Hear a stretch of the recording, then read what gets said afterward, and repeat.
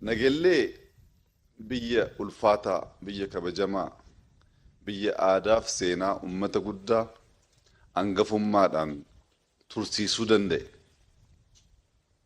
Ummanni kun ummata eenyummaa keenya, aadaa keenya, afaan keenya gadadoo guddaa keessa, rakkoo guddaa keessa, dhiibamuu guddaa keessa ciniinnatee qabatee ummata tursiisee har'a tokkummaa Oromoof ummata hojjechaa jirudha. Bakki kun lafa ardaa jilaati. Kun Oromoof hiikkaa guddaa qaba. Bakka baay'eetti aadaan kun, seenaan kun adeemsa keessa dagatamaa dhufee ture. Seenaan kun akka hin banne ciniinnatee qabatee ka turse ummata kana. Lafti kun lafa baalliin itti gaggeeffamudha. Bakka baay'eetti godinaalee Oromiyaa keessatti kun dagatameera.